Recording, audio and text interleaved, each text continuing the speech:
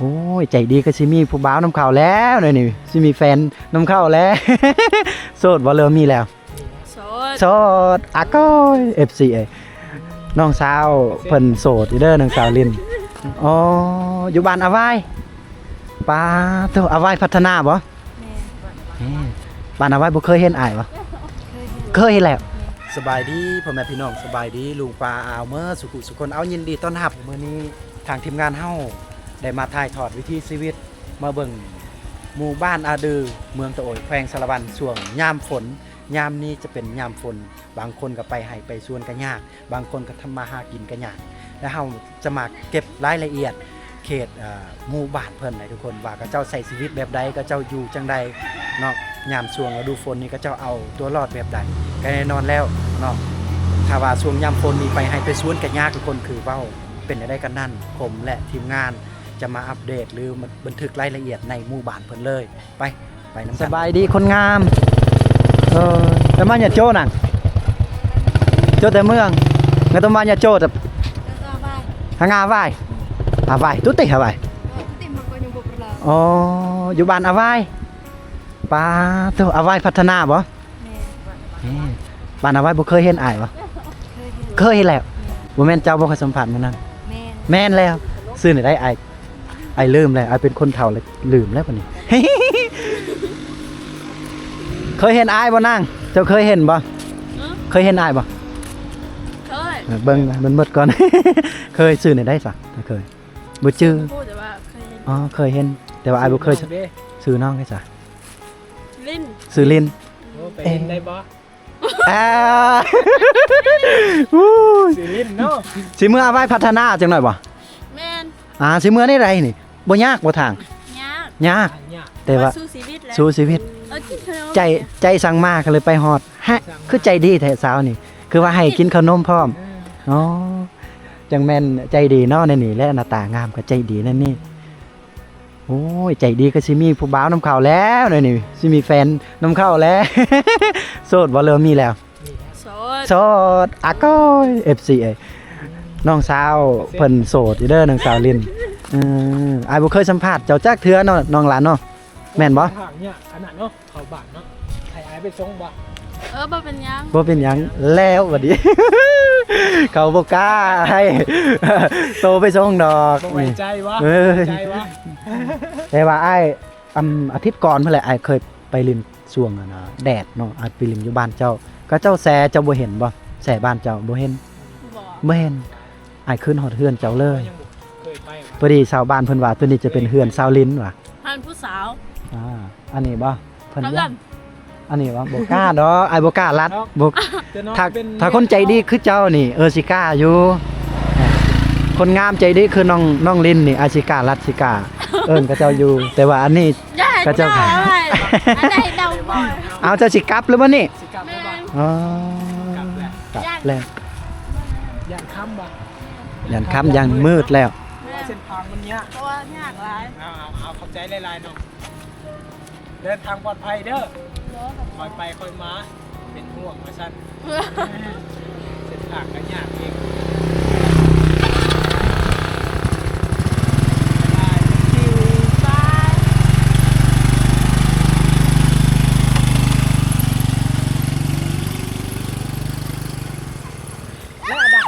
ก็ญาติว่าน้ำเสโปน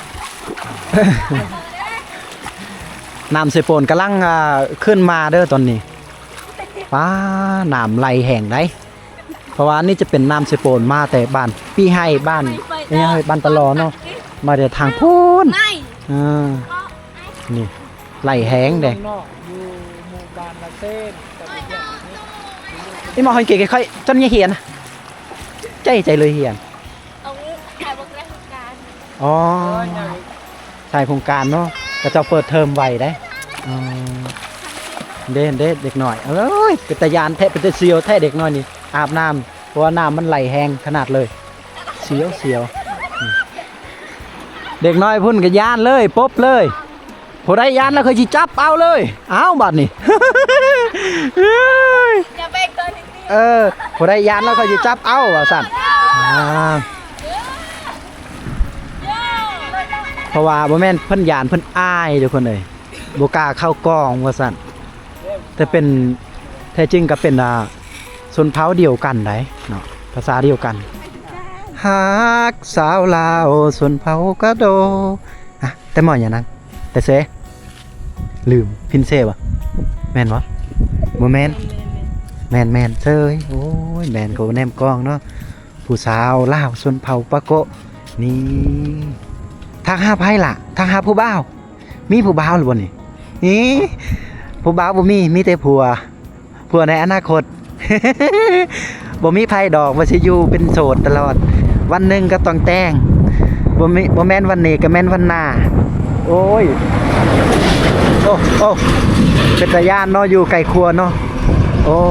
สาวนี่คือสูงแท้เฮ้บ่แม่นผู้สาววะบ่แม่นก็ขอสัมภาษณ์แหน่จักหน่อยโอ้สมอีหยังทางนี้คือสมคักแท้หวาเนาะเบิ่งวิวนี่โอ้ย เห็นพระเอกอยู่ในโคโลและย่านเลยว่ะดิ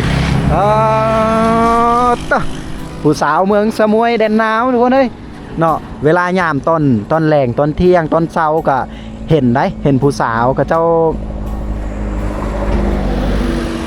ามาสมวิวก็เจ้ามานั่งอยู่ครัวนี่เนาะส่วนครัวหรือว่าอยู่กลางครัวนี่เห็นโลดอันนี้ก็แอบแบวอยู่หันแหละนี่สิคอเข้ากองน้ำผู้สาวสิบ่ อันนี้ก็เห็นหน้าตาทุกคนเลยเอาโอ้เด็กหน่อยลินขี้ต้มทุกคนนี่ที่ชีวิตช่วงหน้าฝนบรรยากาศยามนี้กับฝนตกฝนตกเลยน้ำดีน้ำไหลตลอดนี่พอดีพ่อแม่เพิ่นก็น่าจะไปหาหน่อไม้ไปหาเห็ดหาหอยหาปูหาปลาช่วงหน้าฝนสัตว์ป่าสัตว์อีหยังต่างๆมันก็สิออกได้บัดนี้เนาะหน่อไม้แห้งกระเตกเลยแห้งฝนตกลินเรื่อยๆหน่อไม้แห้งออกหลายเนาะแห้งได้กินหลายหน่อไม้นี่เอา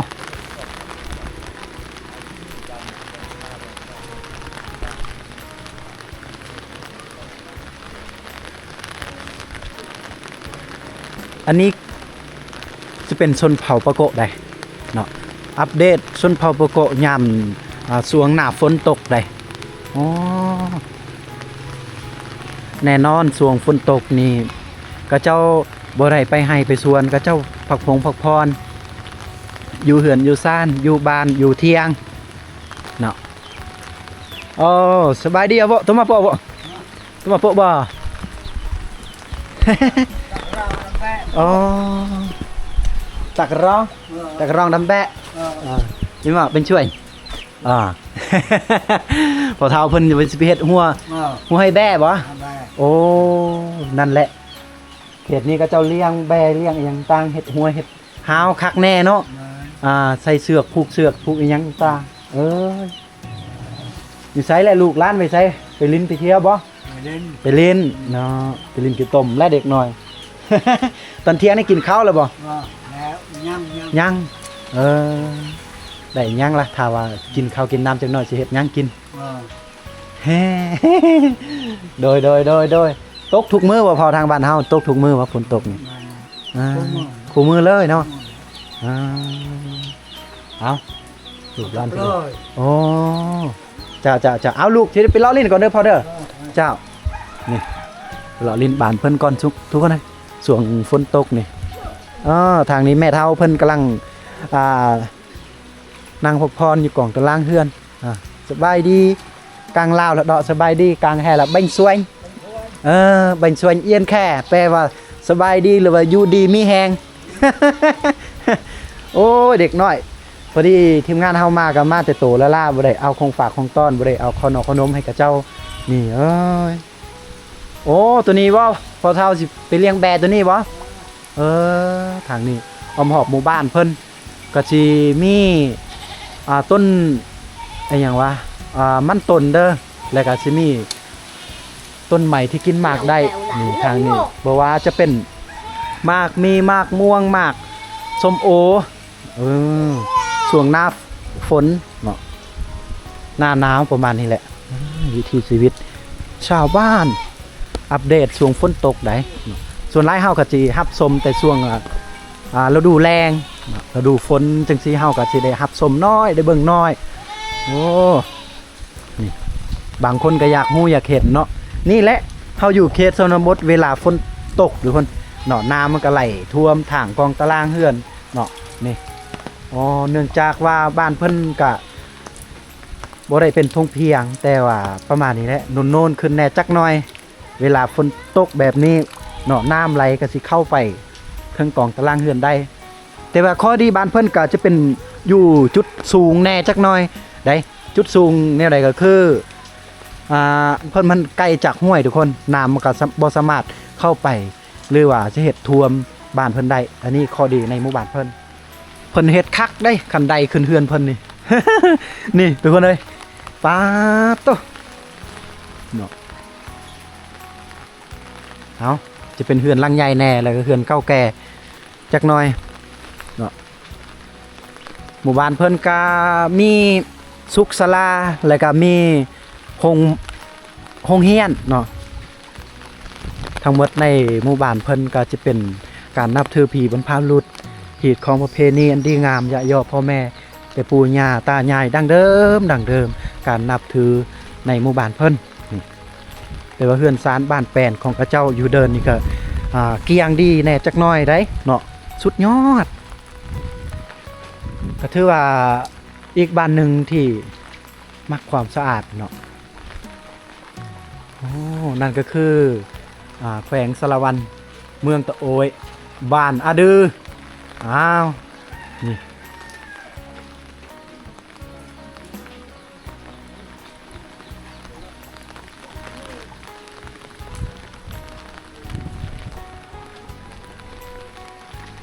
ถ้าเอาไปทางนี้ก็เฮาสิได้เห็นโรงเรียนของชาวบ้านอาดือได้เด็กน้อยอยู่บ้านเพิ่นก็สิมีโรงเรียนได้โอ้แต่ว่าโรงเรียนก็น่าจะแต่ป .1 ถึงป .5 บ่หรือว่าจะได้บ่ได้โอ้สบายดีพ่อสบายดีเจ้าโอ้พักพรเนาะวันนี้เนาะบ่ได้ไปยามลี่บ่ได้ไปยามตุ้มบ่ได้เฮ็ดบ่โอ้ โดยสบายดีบ่เจ้าคักน้อยวันนี้ยามฝนบ้านเฮานี่น้ำนี่ท่วมหมดเลยเนาะนาบ้านเฮาแม่นบ่โอ้บ้านเฮาก็เฮ็ดหลายอยู่บ่นาบ่บ่นะฮะบ่หลายปานใดบ่หลายปานใดสำเล็กน้อยเนาะบ่แม่นบ่เฮ็ดโอ้ส่วนลายเฮ็ดนี่ก็มีแต่ส่วนมันต้นเบิ่นแล้วเนาะลายเนาะห่วยถ้าฝนตกแบบนี้นี่ส่วนมันต้นก็บ่อยู่เนาะมันต้นก็เน่าไปหมดแต่ว่าได้ยินข่าวว่ามันต้นปีนี้นี่ราคาดีแม่นบ่ราคาดีเท่าใดก็โลเท่าใดก็พันปลายบ่พันปลายโอ้พันปลายหากปีกายนี่บ่แม่นปีกายปีนี้ช่วงต้นเดือนเนาะเดือน1เดือน2ก็ประมาณ600บ่เด้เนาะประมาณนั้นแหละ600กีบนะแต่ว่าตอนนี้น่าจะ1,700 1,800โอ้ผู้ใดที่ได้ส่วนหลายๆนี่ยิ้มเปื่อยๆเลย อยู่ใส่ลูกไปลูกหลานไปใส่เบิดคือเงียบไปเลยบ้านไปทำงานโอ้ไปหาเงินไปหาค่ไปทำงานบัดนี้หมู่บ้านเฮาเข้านำทางปลาก็กุ้มกินอยู่บ่แต่ละปีกุ้มอยู่บ่กุ้มนะบ่กุ้มโอ้ไปทำงานได้เงินมาแล้วก็ซื้อข้าวกินโอ้เจ้านี่สัมพอเงียบไปเลยเนาะเมื่อก่อนนี่เฮาเข้ามาบ้านเฮานี่ช่วงยามกระเจ้าเฮ็ดฮีดก็คือบุญอีหยังก็บุญละปืบแน่เลยว่าบ่แม่นบุญละปืบก็คนนี่หลายเลยเต็มเลยบ้านนี้เนาะแต่ว่าเนื่องจากว่าตอนนี้กระเจ้าไปทำงานก็อยากเงียบไปเลยโอ้แม่นบ้านเฮานี่ลืมแหละประมาณจักครอบครัวบ่ได้พอ80 ปลาย80 ปลายโอ้80 ปลายคนก็บ่น้อยได้บัดนี้80 ปลายครอบครัวเนาะมันก็สิหลายได้เอาขอบใจเด้อพ่อเด้ออัปเดตวิถีชีวิตชาวบ้านเฮายามช่วงหน้าฝนเพิ่นก็อยากเบิ่งน้ำแน่เนาะวิถีชีวิตชาวบ้านเฮาดำเนินแนวใดเอาตัวรอดแนวใดช่วงหน้าฝนประมาณนี้ขอบอกขอบใจบ่อนนี้ก็จะเป็นบ่อนเดินบ้านของกระเจ้าเวลาแก้ฮีดแก้คลองหรือว่าเฮ็ดบุญศีลกินทานประเพณีตามบ้านเพิ่นก็อยู่นี่ได้เนาะก็เดินก็กว้างๆแน่จักน้อยได้ทุกคนเลยโอ้แล้วก็สามารถแนมเบิ่งชมวิวไปทางปูนสูงๆนี่ถ้าเอาไปซื้อไปทางนี้ก็สิออกไปทางดำพุ่นเลยเนาะ ก็อยากคล้ายคือว่าแบบโน้นแล้วก็เฮือนกับเจ้าเฮ็ดแบบที่ดินบอนกับเจ้าเฮ็ดปลูกสร้างเฮือนก็เป็นชั้นเป็นสันเนาะเอ้าเฮาจะเดินเบิ่งวิถีชีวิตชาวบ้านเพิ่นเบื้องเทิงแน่หรือว่าบอนนี้ก็สิเป็นบอนติดกับภูแน่จักหน่อยเลยเบื้องนี่แต่ว่าทางลุ่มพุ่นก็ติดกับทางดำโอ้หล่มเลยบัดนี้เนาะทางฝนตกเลยทางลมก็เย็นแน่จักหน่อย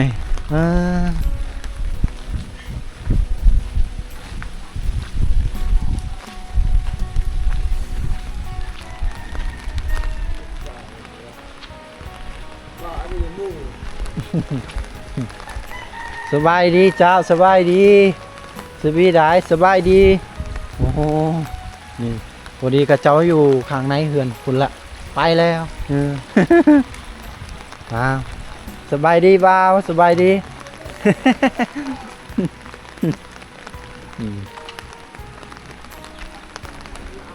สบายดีไอ้นี่มาจนจิจ่าจนจิจ่ายังไง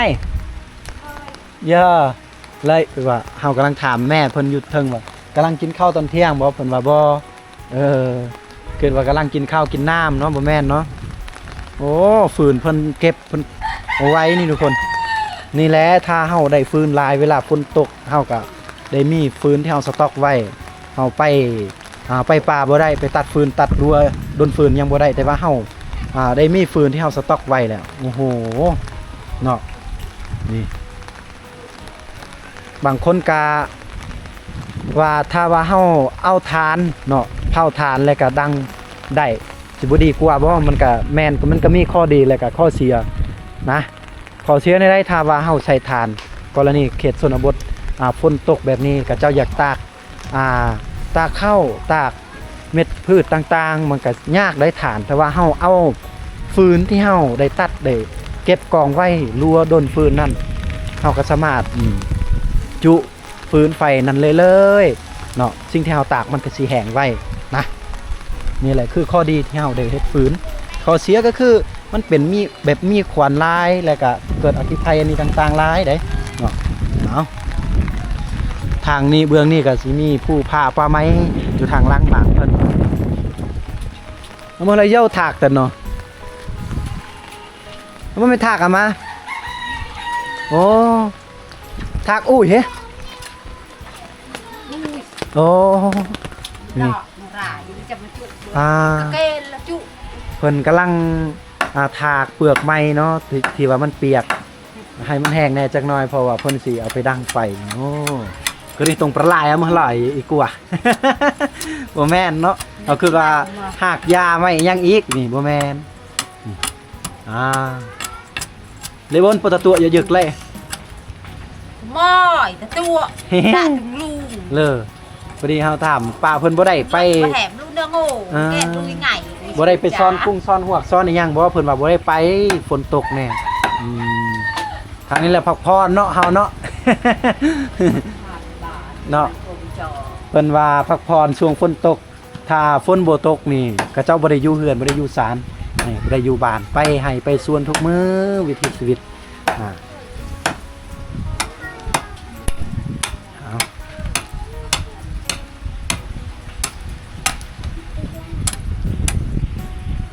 ลินมากบีเอ้ยเด็กน้อยลินมากบีนี่วิถีชีวิตยามนี่เด็กน้อยทุกคนพากันลินบีเอานี่นี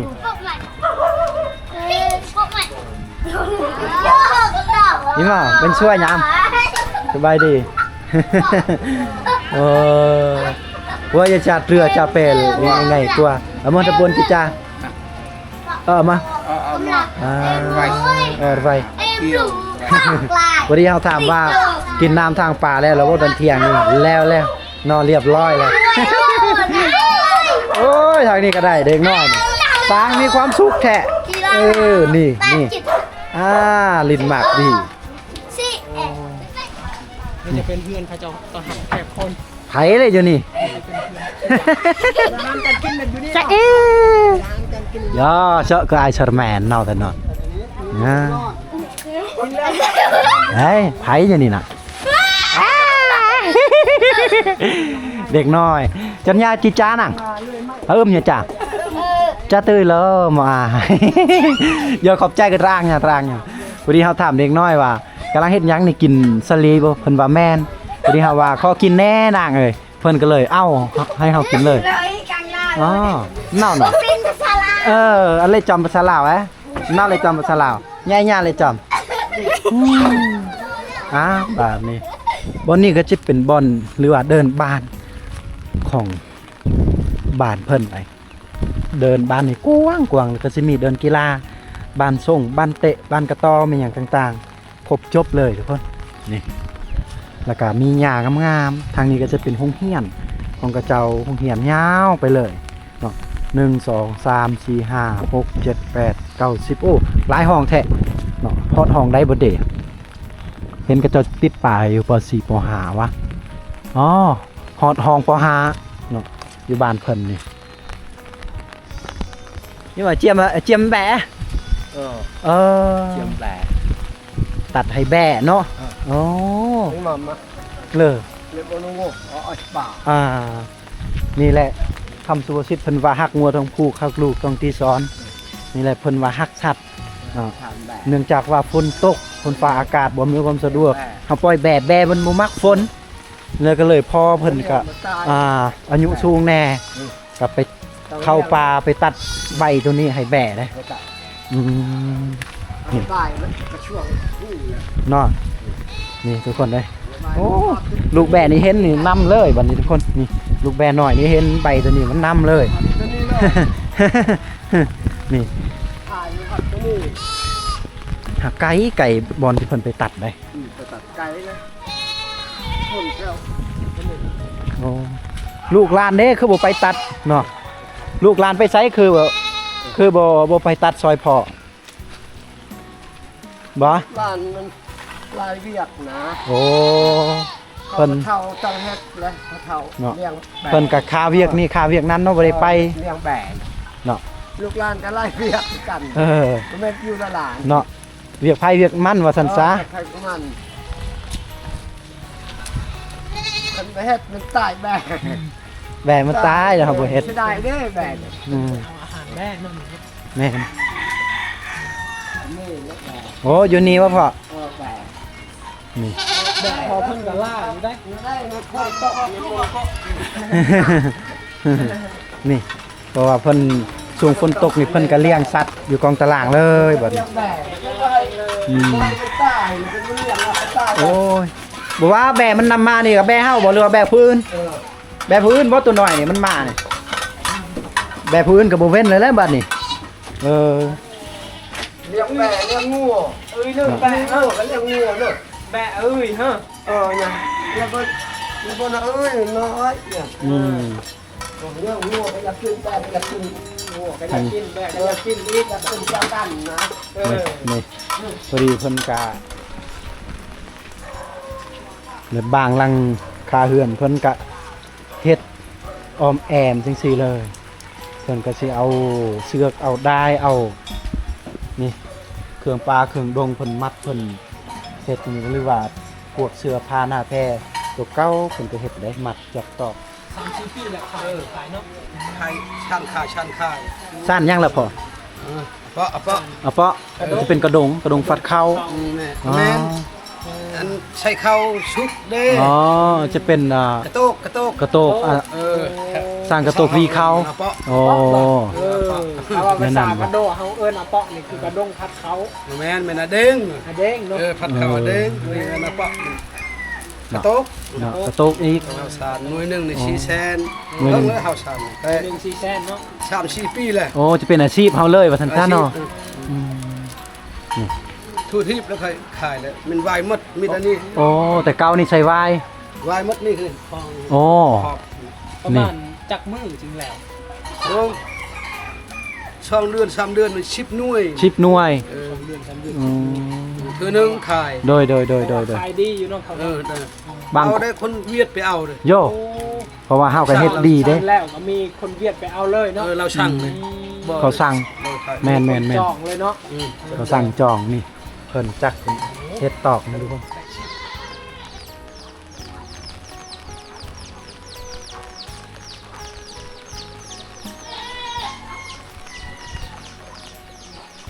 ว่าแต่สัตว์แบะหรือว่า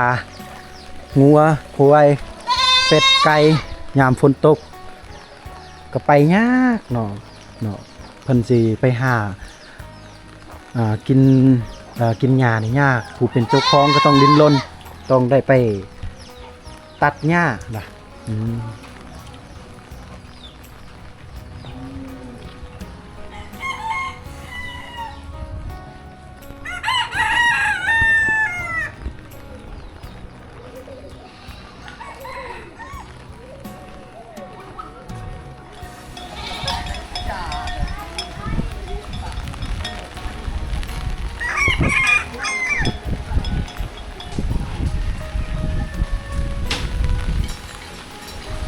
โอ้ยฝนตกคักขนาดเลยทั้งฝนทั้งลมมันนี่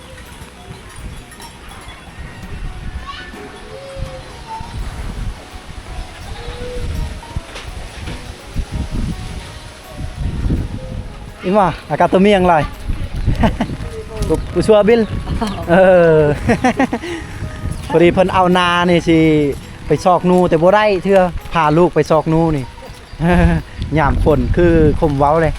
ยามฝนนี่เหมาะกับการอยู่หากินบางคนก็เหมาะกับการพักผ่อนเนาะบางคนก็เหมาะในการไปซ่อนกุ้งซ่อนหวกซ่อนปูซ่อนปลาเนาะหาหอยหาเห็ด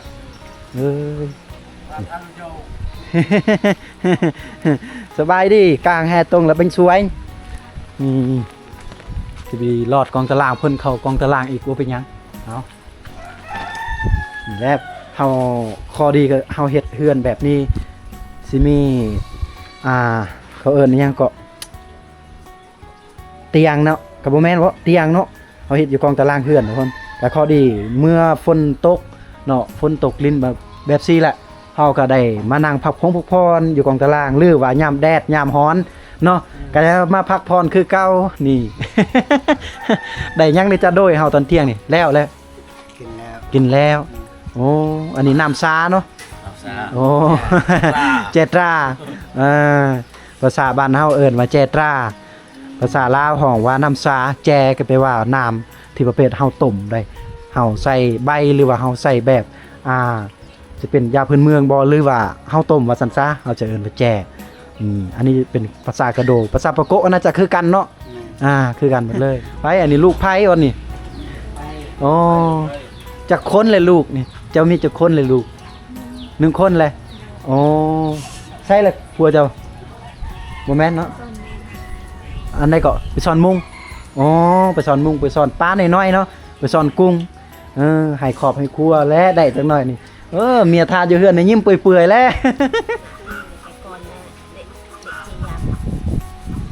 ทำไมตับดุงอันทำไม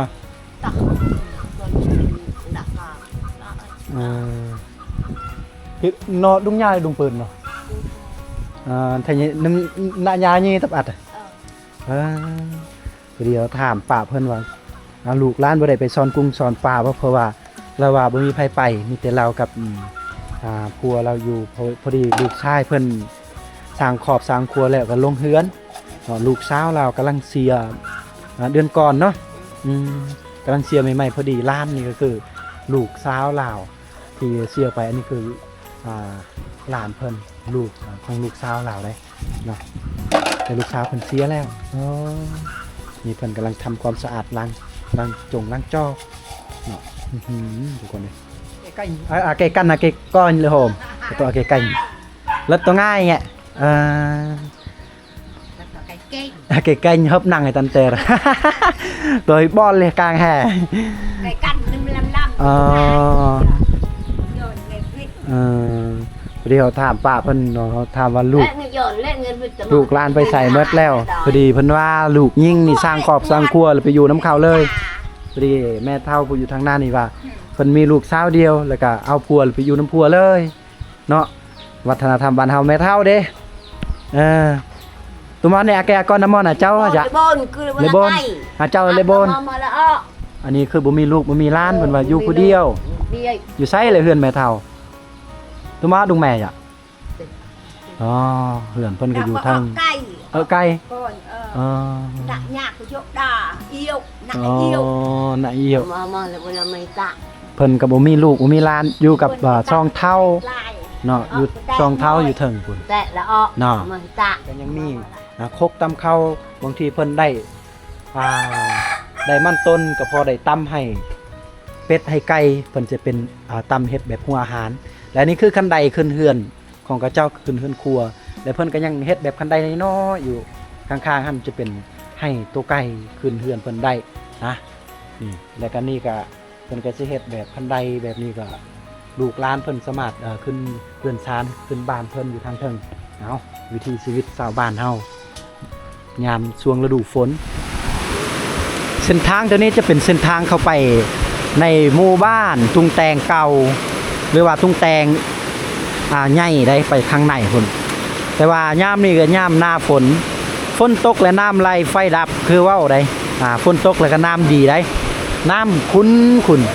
โอ้ตัวนี้ก็จะเป็นเขตรับผิดชอบของหมู่บ้านอาดือที่ไปข้างในที่เฮาได้รับได้ชมได้เบิ่งได้เห็นและนี่คือครัวระหว่างบ้านอาดือกับบ้านตุงแตงที่ต้องได้ข้ามไปใช้ชีวิตในหมู่บ้านตุงแตงนี่เวลาช่วงนี้แหละช่วงน้ำหรือว่าช่วงฝนตกกระเจ้าบ่สามารถข้ามมาพี่ได้บ่สามารถออกมาจากบ้านเพิ่นได้เพิ่นก็ค้างคาอยู่ในเลยเพราะว่าน้ำมันไหลน้ำมันใหญ่เนาะเพิ่นบ่สามารถไปหามาสู่กันได้อันนี้คือเฮาอัปเดตเส้นทางอัปเดตหมู่บ้านเพิ่นเข้าในพุ่นบ่ได้แต่ว่าอัปเดตเส้นทางก่อนนี่โอ้ข้างในพุ่นก็จะเป็นบ้านอาดือได้ทุกคนนะนี่เวลายามตกยามแรงหรือว่ายามตอนเช้าบ้านอาดือกับเจ้ามาล้างนาในบ้านในน้ำแห่งนี้ในทาน้ำแห่งนี้มาซักเครื่องซักเสื้อผ้าหน้าแพ้เพิ่นก็มาบ่อนนี้แหละแต่ว่าตอนนี้น้ำมันหลายขึ้นหลายแล้วทุกคนโอ้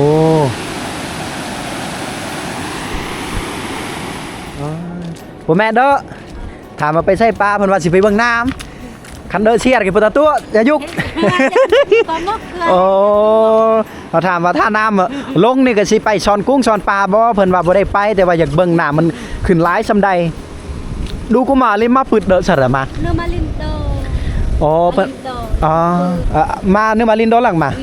เฮาถามแต่ละปีนี่น้ำมันขึ้นหลายซำใดเพิ่นว่าก็ซ้ำนี้แหละก็ขึ้นบ่หลายดอกแต่ละปีนี่โอ้แต่ถ้าว่าตกเรือหรือบ่อเลยนางลิบาดไปไงกี่กลืนน้อเลยอ่ะกลืนบ่เนี่ยอะไรตะเดิบกินแล้วอะไรเปิ้ลกันหลังโอ้ปนดอกบลีโอเคอันนั้นเรามีไงแดนปืนพอดีป้าเพิ่นว่าถ้าตกอีกประมาณ2 มื้อ 3 มื้อก็นี่แหละน้ำขึ้นมาทันทีเลยแต่ว่าเติมอีก5 มื้อนี่ห้วยก็อยากขึ้นเทิงบ่เลยเนาะ เอาทุกคน